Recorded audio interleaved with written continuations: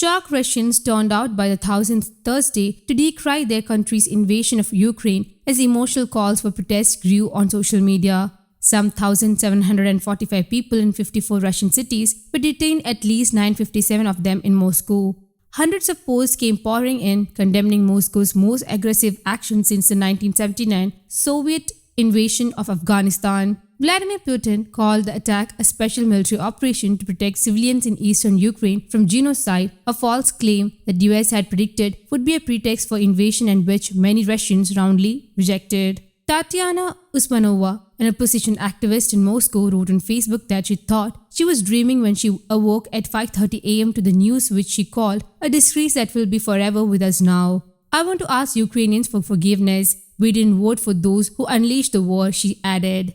As sirens blasted in Kyiv, Ukraine's capital, and large explosions were heard there, in other cities, Russians were signing open letters and online petitions demanding the Kremlin halt the assault, which the Ukrainian health minister said had killed at least 57 Ukrainians and wounded dozens more. One petition started by a prominent human rights advocate, Lev Ponomaryov, garnered over 150,000 signatures within several hours and more than 330,000 by the end of the day. More than 250 journalists put their names on an open letter decrying the aggression. Another one was signed by some 250 scientists, while 194 municipal council members in Moscow and other cities signed a third. I'm worried about the people very much. I'm worried to tears, said Zoya Vorobe, a resident of Korolyov, a town outside Moscow, her voice cracking. I've been watching television since this morning every minute to see if anything changes. Unfortunately, nothing. Several Russian celebrities and public figures, including some working for state TV, spoke out against the attack. Yelena Kovalskaya, a director of a state-funded Moscow theater, announced on Facebook she was quitting her job, saying it's impossible to work for a killer and get paid by him. I know that right now many of you feel desperation, helplessness, shame over Vladimir Putin's attack on the friendly nation of Ukraine, but I urge you not to despair. Human rights activist Marina Litvinovich said in a video statement on Facebook calling for mass protest Thursday evening. We the Russian people are against the war Putin has unleashed. We don't support this war. It is being waged not on our behalf, Litvinovich said, but the authorities were having none of that.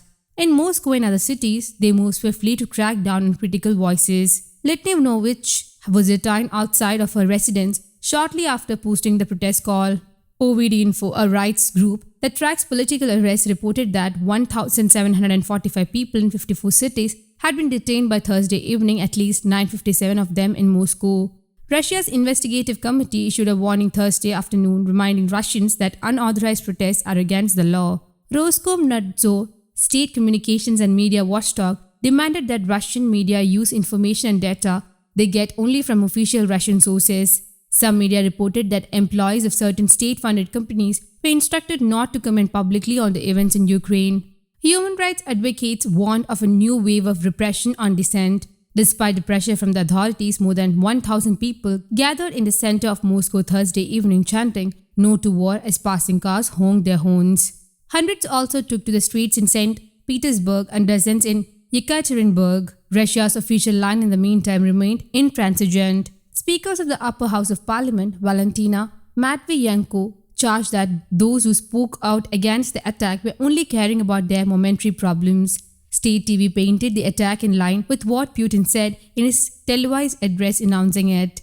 News Desk, Kaumudy Global.